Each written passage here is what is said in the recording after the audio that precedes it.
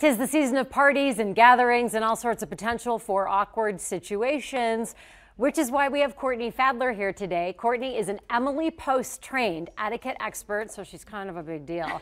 And we're talking about the most common questions and dilemmas that you're always asked about. Right. So we broke down a few of them because we said, okay, tell us what the go-to questions are you always get. The first one starts with guests who are always late to dinner, even when you give them a set time of when dinner will be served. How do you handle that? Right.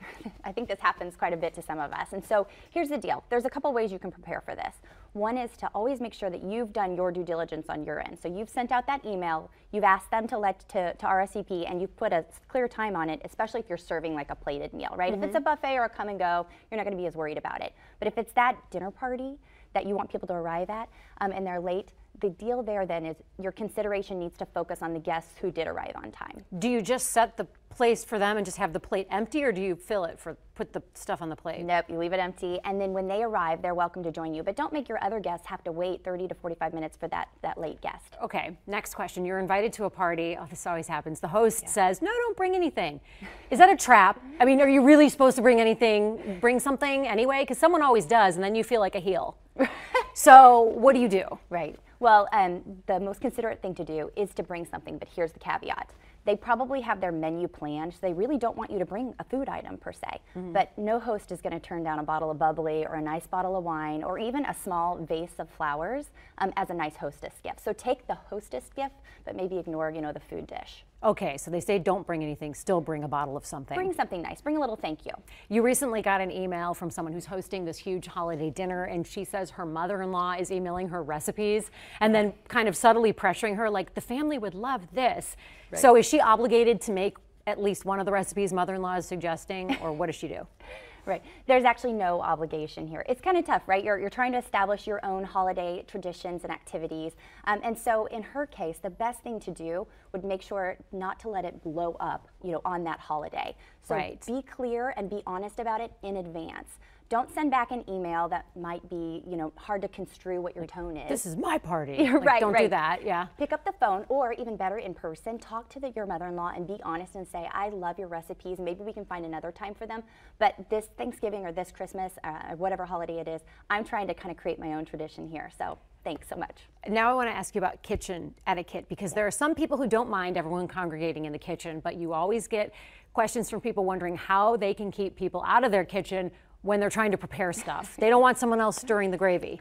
What do you do? This is my pet peeve, in fact, in my own home. This seems to happen to me all the time. Somebody's in my kitchen, they're stirring something, or we just finished dinner, and all of a sudden, they're trying to be kind, but everybody's up doing dishes in the kitchen, and I'm thinking, I just wanted to sit and chat and, sipping on my glass of wine a little bit more, or maybe pull out a board game. So I really like the idea of just being very clear and honest with your guests at the beginning. I'm so glad everyone is here. At the end of the meal, everybody stay seated. We're going to play a game, or we're going to move to the other room and watch the football game, or whatever it is. Don't worry about the dishes. I've got that. We'll handle that later.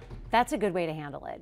Because I can tell you, my instinct when I'm at a dinner party is to always get up and start helping the host, because you feel like you don't want to leave them with that mess. Exactly. It's okay to clear dishes. Yeah. But actually doing the dishes signals to your guests, hey, it's time to go home. Coworker asking, what you're getting the boss? You weren't planning on getting the boss anything. Okay, so that means coworker's getting the boss something. What do you do? Are you obligated then to go ahead and pony up? Yeah, I love this question. I think it's a really important one for everyone right now. The etiquette answer to this is you individually should not be getting your boss a gift. Oh, Go in with your coworkers. That is the great way to do it. You pool the money. That way then there's no competition on, who got, the bigger gift or didn't, or, potentially looking like you're trying to gain favor with your gifts. But if you go in with the coworkers, then, it's a nice group gift to your boss. Okay, finally, we have a question about Christmas cards.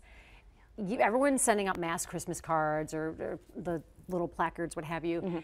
Is it okay to send a Christmas card to people who don't observe Christmas but are still on your mass list, or should you purchase separate holiday cards for them? Right. Well, the entire basis of etiquette is really just being considerate and respectful of everyone's different beliefs, right? So I would hope that, I could receive any type of religious card from anybody and be respectful of the fact that they're including me in that and that they want to share that with me. And that's a wonderful thing. So hopefully when I send out my Christmas cards, they would feel that same way too. So the point is, you do not need to send out different cards. It's about being considerate and respectful of others and enjoying the fact that they want to include you among their celebration. So this part falls to the person who's receiving the card.